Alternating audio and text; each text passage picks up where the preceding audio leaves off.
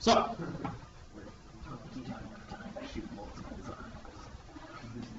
integrals. It's really fast. For the natural log. There's two ways of thinking about this. There's the basic integral. So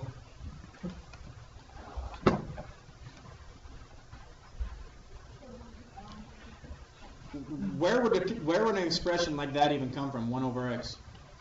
Doesn't that come from taking the derivative of the natural log? Yeah. So if you undo a derivative, that's what an integral does. So this would be the natural log of x. The integral of 1 over x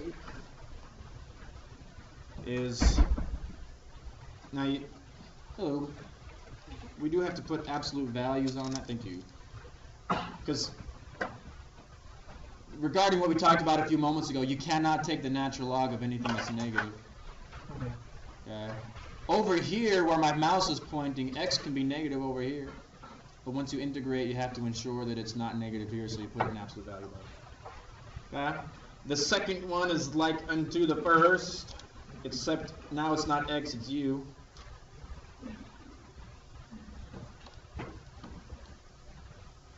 Same thing though, it's the natural log of the absolute value of u. Oh crap! Forgot something. Plus c. These are indefinite integrals. Oh, darn it. Yeah. Plus c. That could have been fatal. Okay, wait. So 1 over x, the integral of 1 over x is the natural log of x? Plus c. Plus, of course. Why? Wait. Let me think for a second and just keep going. Okay, I think this one here will become a little more clear once we do some examples. So we'll start off kind of easy here. I want you to integrate 2 over x dx. Wouldn't it just be... Wait a second. Oh, okay, gotcha. Never mind. I remember what we talked about last time. Because I was just thinking, like, wouldn't it just be x, the integral of x to the -1, but that would make it 0 and over 0. Yeah. Okay. Yeah, you're right. So I got it. I figured it out. I'm glad you figured it out.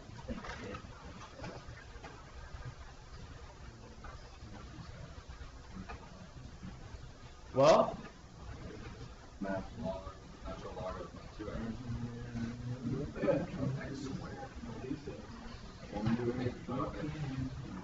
That'd be 2x was x squared, then it'd be 2x over x. Or no, what the x is technical. those are good thoughts. Those are really good thoughts. Can it be both? Well, are you guys okay if I do this? Yeah, okay.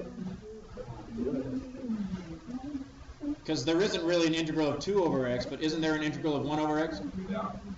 And the integral of 1 over x is natural log.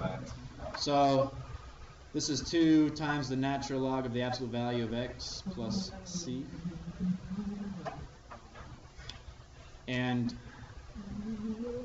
just, if you want to match up your answers with the back of the book, they would never leave a number in front of a natural log. Do you remember where those would have come from? Exponent. An exponent. So they would move this number back up, and it would be the natural log of x squared. Now, here there's an absolute value, but x squared is always going to be positive. Yeah, so we don't need the absolute value. You can put it there if you want. So if you had 3 over x, you have it. Yeah. Yep. Yep. You guys see how that works? Yeah. Here's where you're going to apply some of the principles you learned in the last unit, though. Take a look at this problem. The integral of 1 over 4x minus 1 dx. Check me out.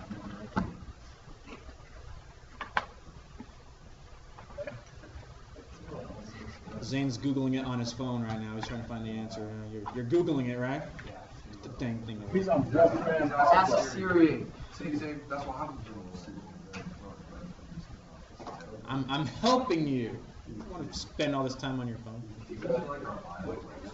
So, you guys remember U substitution? Oh, yes, I do. So we have to let U equal 4x minus 1.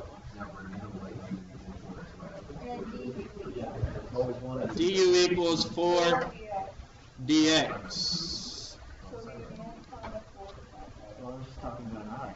So, we have the dx. There it is. We have the dx, it's right here, but we don't have the 4, right? Yes.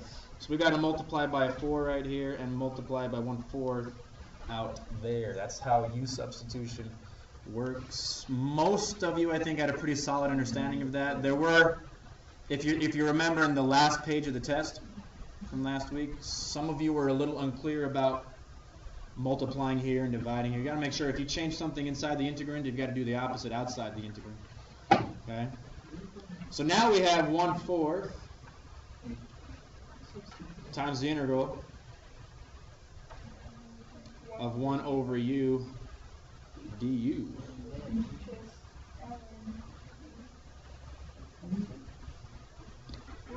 Yep, so this is 1/4 times the natural log of the absolute value of U plus C. Excuse me. And then, well, let's first go back and change U. What's U? 4x minus 1.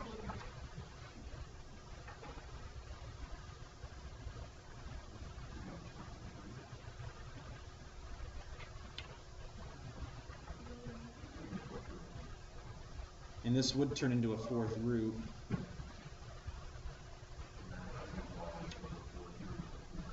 So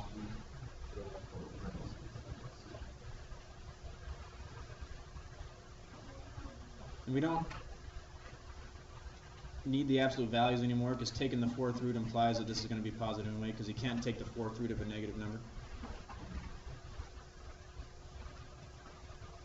Because are we okay on where the 4th root?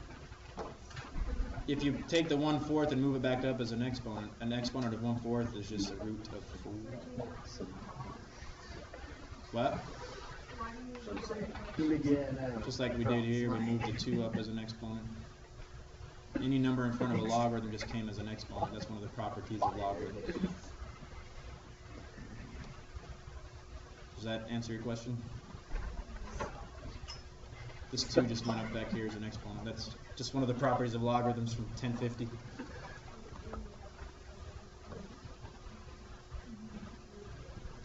Try this one here on your own. I want to see what you guys can do. Try it. Part B, same example. Oh, whoa. Nice. That's not too bad. Okay, try to find the indefinite integral of x over x squared minus 3 dx.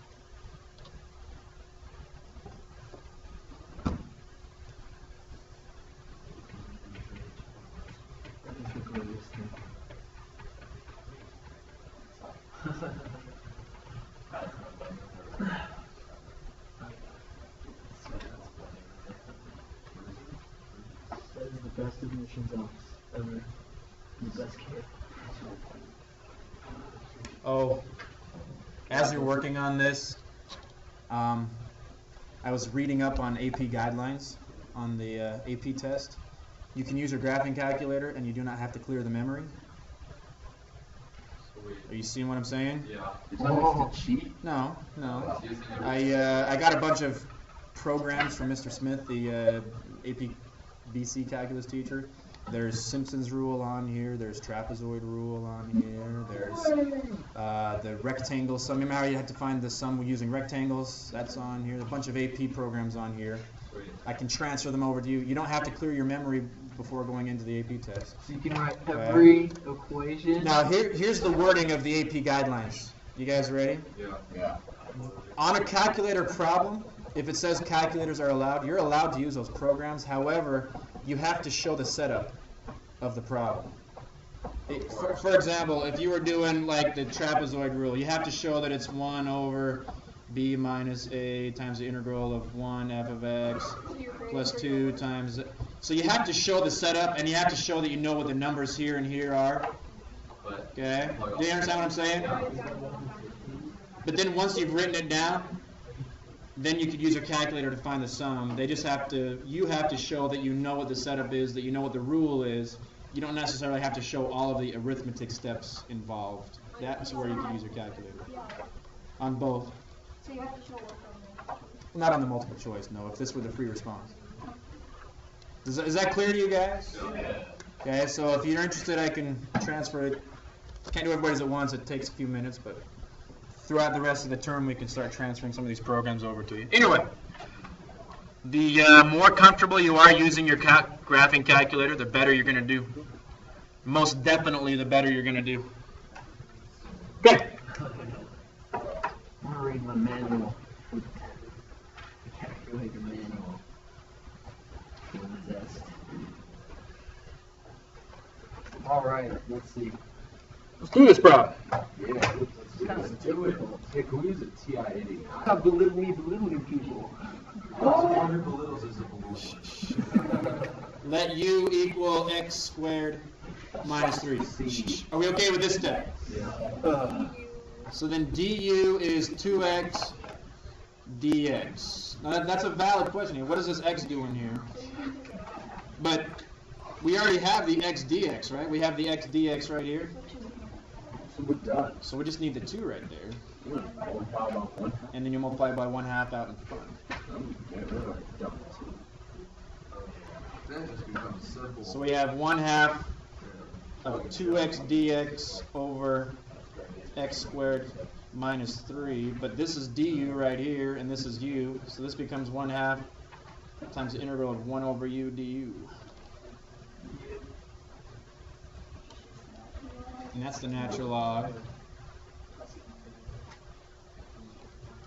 The square root of the natural log of u. The natural log of the square root of u. Yeah. Square root of x squared minus 3. And it looks like they're kind of varying from their patterns. The answer to this, at least what they're showing, they just leave the 1/2 out in front. Ah, what? They're becoming lazy? Yeah. That's what you went. But always mathematicians are lazy. If you're wanting to compare your answers with the back of the book, you would just want to leave it like that. Either one's the same. It wouldn't matter. It doesn't matter to me. But if you want to check yours against the back of the book, this is what they would have. Dad? I don't believe it. All right. I believe it. Let's get a little more complicated.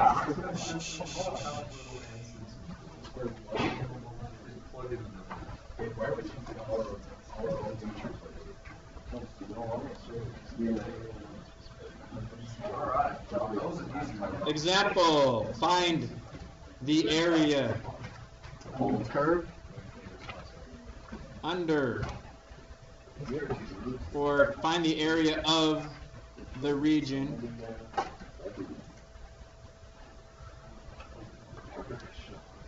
bounded by the graph of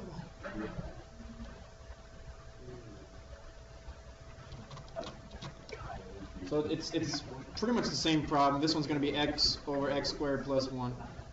Okay. The x-axis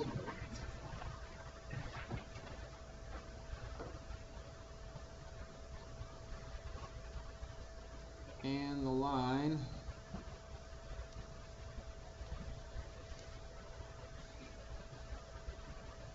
x equals 3. It's pretty common on an AP test to write out the problem using phrases like this. I'll show you in a second what this really means. Why do we always go this side here? Why do we always go from like the 0 of the x-axis and not the 0 of the lower? Say that again. So like whenever we find like the integral, we always use the x-axis as like the graph. We find the area of the graph. just the way that it was defined and developed, area under the curve, because it was developed as the sum of rectangles. And if you're talking about a graph, well, the integral was developed as the sum of the area of rectangles, right? And to find the height of a rectangle, that's f of x. You get following? So let's say you have some curve right here and you have a rectangle and you needed to find that. The value of that is f of x because it's measured from the x-axis. Got it. That's why they start with the x-axis. Good question. Anyway, you wouldn't be expected to graph this, you guys, but the graph of this looks something like that. Okay? So we have 1, 2, 3. And then this is the line x equals 3 right here. You guys agree? So you're just trying to find the area of the region under the curve.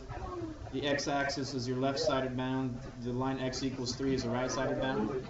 Okay? You guys, all this really means is the definite integral from 0 to 3 of x over x squared plus 1. Now, if I had given you this to begin with, would you all know what to do? Yes. Yeah. Okay? It's very typical though to not give you that to begin with. It's to give you a verbal description, and you have to know, okay, if we're finding an area, that's a definite integral. Right? Yeah. If it's a definite integral, you need to know a lower bound and an upper bound. Well, the upper bound obviously is 3. The lower bound is the x-axis, which is 0. So they're assuming that you can relate this information given into a definite integral from 0 to 3 of x over x squared plus 1. Okay? So now that we know that, let's find the fundamental theorem of calculus. Yeah, let's find the antiderivative here. Because it says the x-axis is the function f of x didn't touch the x-axis at 0 when you just went for 2, or is it just at the origin? That's okay. It could have, it could have like come up here, and then you'd still start at 0. Yeah. Where were we? Oh, the antiderivative. So if we let u equal x squared plus 1, then du, come on guys, Just 2x. 2x dx. We have, sorry, there's a dx right there. We have the x dx. We're missing the 2 there, so we need a 1/2 there. So now we have 1/2 times the integral from 0 to 3 of 2x dx over x squared plus 1.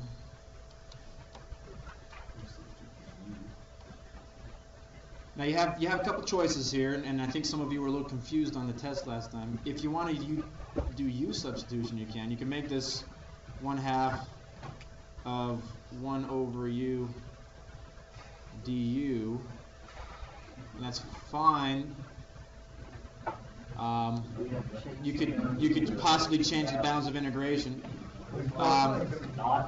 This is why I got all my homework wrong. So this is what I'm going to do. I'm going to do u substitution just to find the antiderivative. Back to x, but I want The antiderivative is a natural log of u. Oh, but I'd always change it back, so I didn't. But then I would change it back to in terms of x. So this is 1/2 times the natural log of x squared plus 1. And since I'm back in terms of x, now you can evaluate the antiderivative with the original bounds from 0 to 3. Can you change the bounds? You can change the bounds if you want. Is it the same way as you would before? Yeah, you would just take your bounds and plug them into u right here. And then you just keep it in terms of u. Yeah. Now, do we really need the absolute value bars if it's x squared plus 1? no. That's going to be positive anyway. Yeah, but and then the square root implies that it's going to be positive. But they if it's a fraction in this book at least, they just leave it out in front instead of moving it back up as an exponent.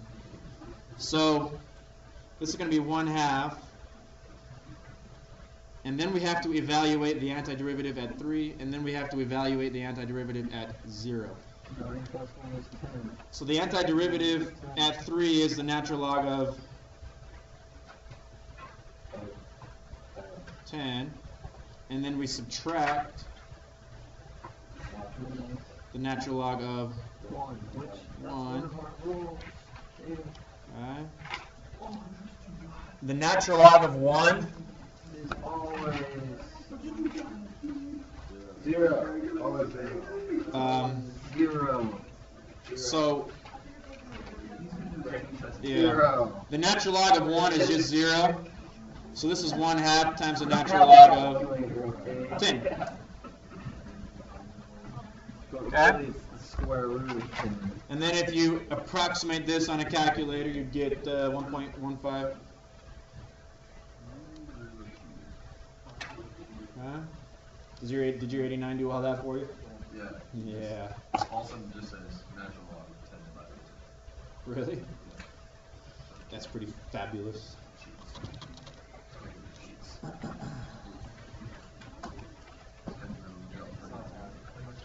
What? Okay, these are going to get a little more complicated. I don't have any calculator. Dig? What'd you do, Dig? What the? I made it shenanigans. Oh my gosh. Alright, you guys, write it down. Oh my gosh. Ha. We need more trig. I was need, waiting. I was waiting. We need more trig. Trig is the worst. Trig's the best. You take that back.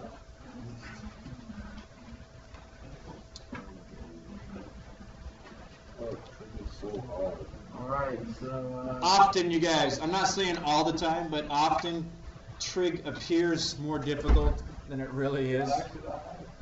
Okay? I'm not saying that's the case all the time, but it is the case in this problem. This looks like it's a lot harder than it really is. Check it out. What if we let u equal the tangent of x? Tangent x equals secant square of x. The integral. What's the derivative? Secant squared of x dx. Do we have that in our problem? Right there. So it's just 1 over u du.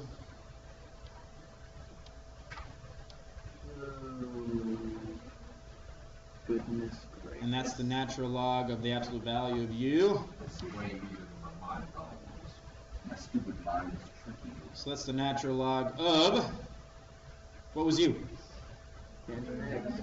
Tangent of x plus c.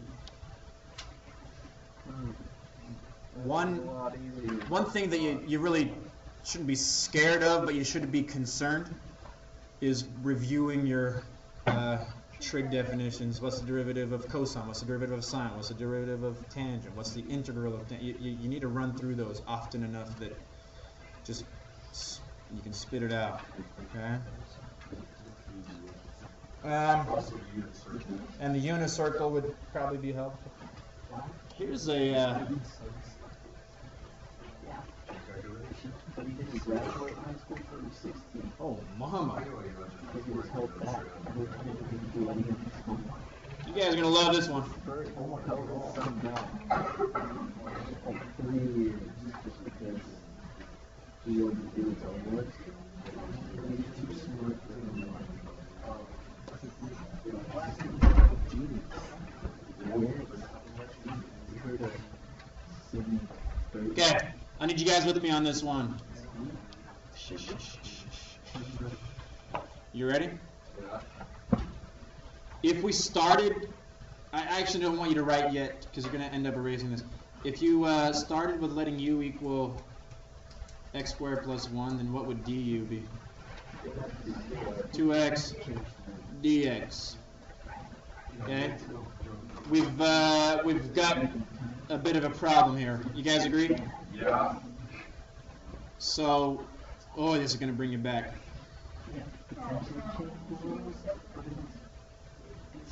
The time machine disappeared. Oh, Do you remember this? Yes. I don't remember this. I remember this, dude. I Alright. love this. Because Ah. all this means is this right here. That's Alright. good. I love so. So, let's go through this. How many times does x squared go into x squared? Once. Okay. 1 times x squared is x squared. And then we have a 0x right there. And then we have plus 1. But then you're subtracting that, so then you're. So then you draw the line, switch the signs. Yeah. Those cancel. Those kids. That cancels, but we have x minus nothing, which is just x. And now there's nothing you can do. This is the remainder, right? Yes. So then you do divided by x, or plus x over x. Are you? Did I go too fast? Let me start again. Okay, I remember. Let me start again. I actually, you probably ought to put the missing term of 0x. You guys know there's a missing term there, right? So you probably ought to put that in. And then here you have x squared plus x plus 1. So let's start again. X squared into x squared goes how many times? 1. Okay, 1 times x squared is just x squared. 1 times 0x is 0x. And then 1 times 1 is 1. Now you draw the line and Change the sign. change the signs. X squared minus x squared cancels. X squared, or x minus nothing is just x. And then 1 minus 1 is 0. So this is your remainder. What do you do with the remainder? You put it over the original. Yep, you put it over the divisor. So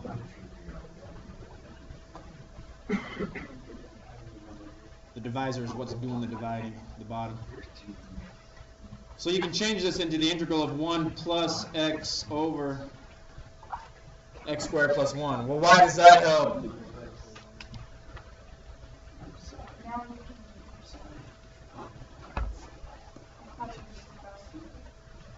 Not only that, you're right, but if you're taking the integral of two separate terms separated by a plus sign, you can separate the integral. So this would be the integral of 1 dx plus the integral of x over x squared plus 1 dx. Yeah.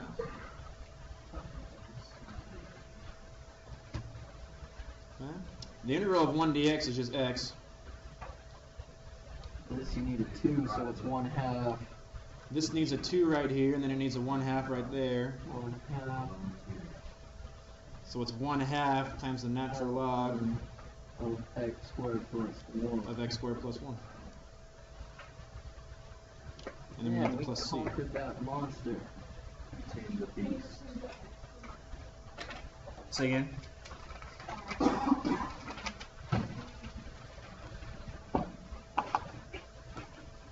We all right? These are kind of like puzzles. They're fun. Okay. It just continues to get a little more complicated.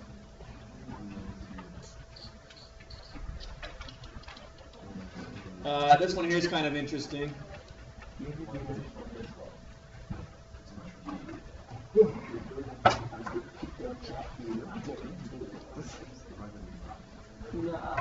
Wait, so today in the comments that we made in the comments,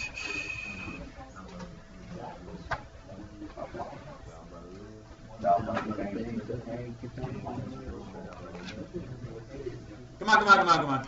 You really went chain one? Maybe. It's been chain rule this whole time.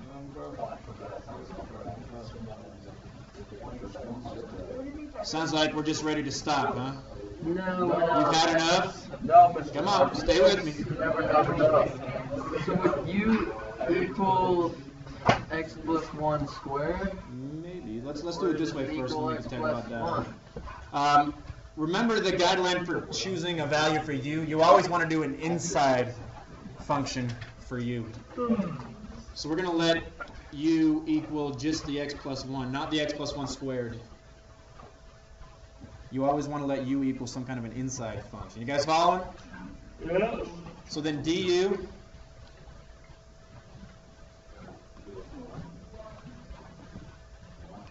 is just 1 dx.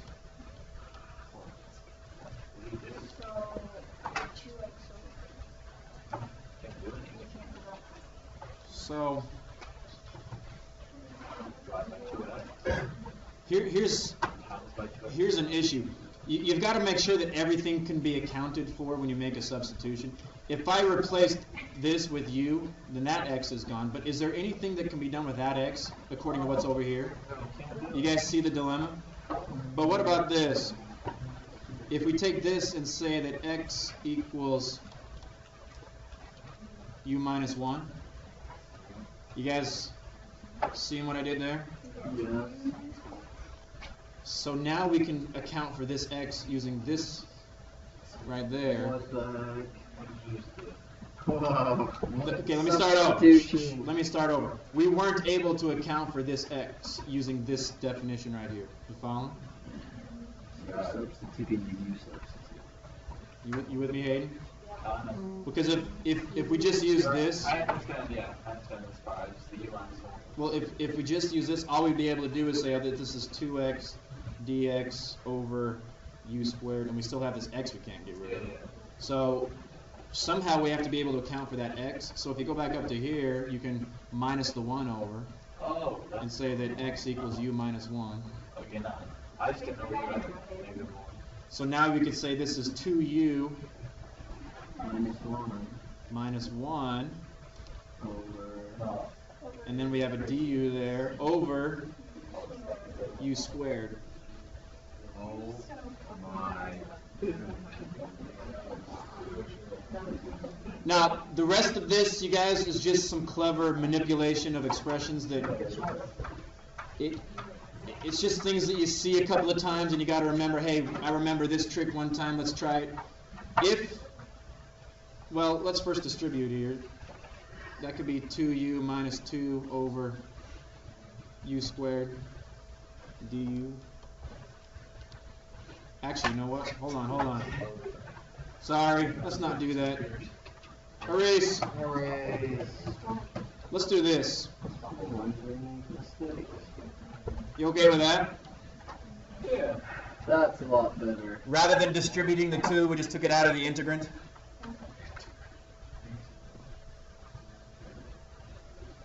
Now here's one of these tricks that you've seen a couple of times, you might not remember it, but if you've got one single term in the denominator and multiple terms in the numerator, you remember this trick? Oh yeah. So this would be 2 times the integral of u over u squared minus 1 over u squared du. Oh my goodness. So then we can split it into 2 integrals, right? So this can be 2, and then u over u squared, isn't that just 1 over u. 1 over u minus u to the negative 2 du. Is this looking easier now?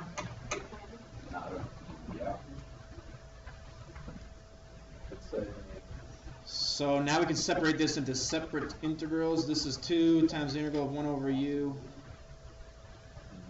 du minus 2 times the integral of u to the negative 2 du.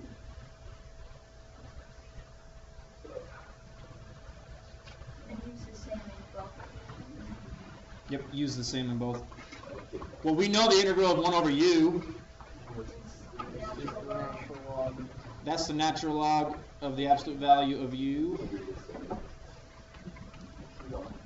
And then what's the integral of u to the negative 2? This is just basic integration rules now, you guys. There's nothing fancy about this. You add 1 to the exponent and then...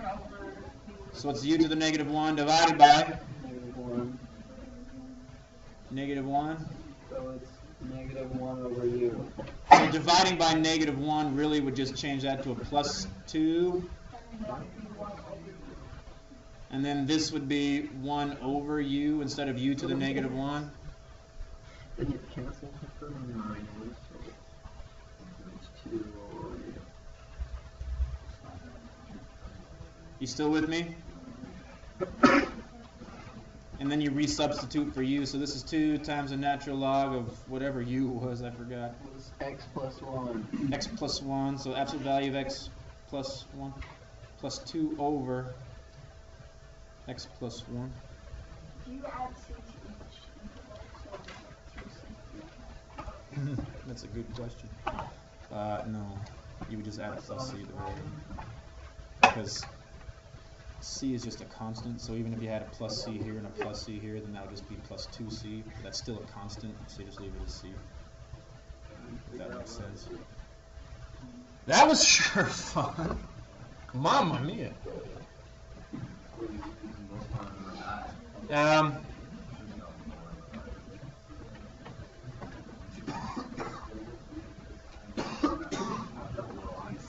Where else do you want to go with this? Oh, wow. Nice. Check this one out.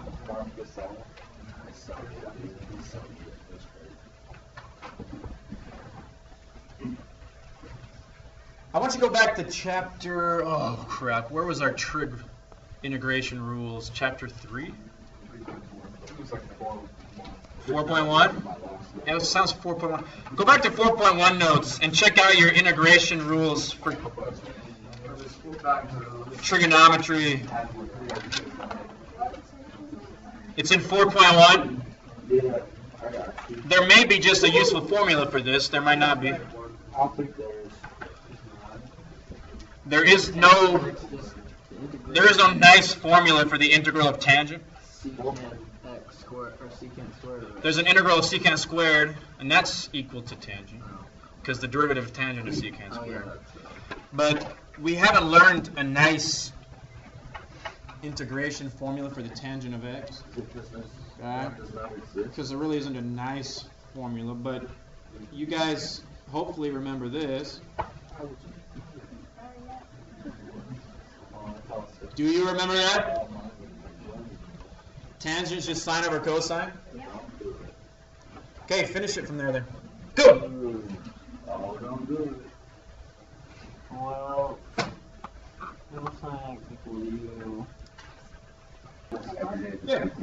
It's just negative ln cosine x, right? Yeah, if you let Absolute. u equal cosine of x. This is where you have to be 100% accurate, you guys, in your trigonometric formulas. What's the derivative of cosine? Negative sine of x dx. So we have the sine x dx, we just don't have the negative. Negative there, and then you have a negative 1 there. Yes. So now this is just negative integral of negative sine dx, or sine x dx. Cosine x, so that's just negative logarithm of Cosine x. Absolute value. plus c.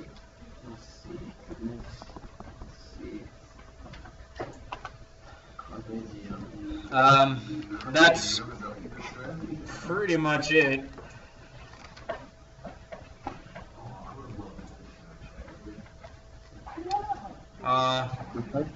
There's one more thing I want to show you. I gotta pause this. I was looking through a couple of practice. So this appears in this homework, even though.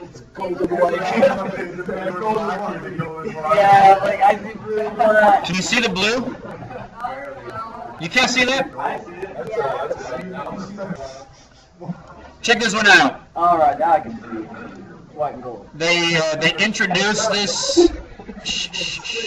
You guys, we got to get through this. They introduced this in this section, even though they don't really talk about it. They just say, well, here's a problem, and they're just assuming you can. They're assuming that you can kind of work your way through it. This is what's known as a slope field. Okay.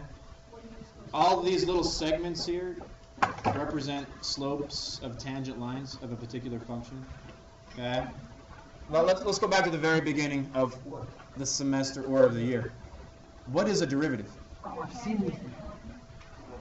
It's tangent line slope. It can tell you the slope of a tangent line, right? But the slope of a tangent line changes depending on where you are in the function, right? But also, if you take an antiderivative, don't you have a plus c? Yeah. So the family of antiderivatives for a particular function varies by a constant. It could be plus 10, it could be minus 20. You guys understand what I'm saying? So you have what's called the family of antiderivatives, and it varies by a constant c. So they generate what's called a slope field. Okay? Now,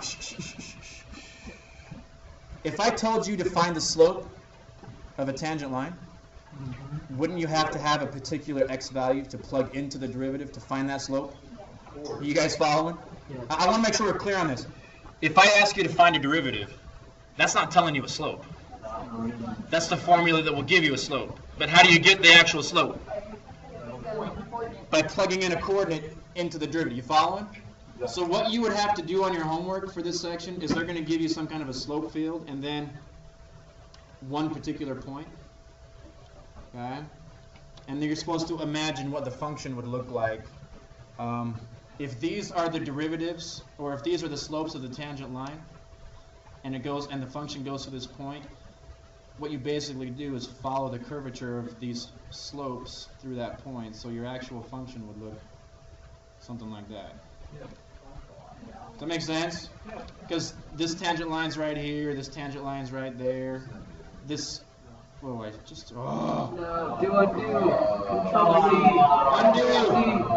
Yeah. So that tangent line's kind of right there. So you kind of just follow the slope of the tangent lines that go through that particular point, and that would tell you what the actual function was that generated those slopes, if that makes sense.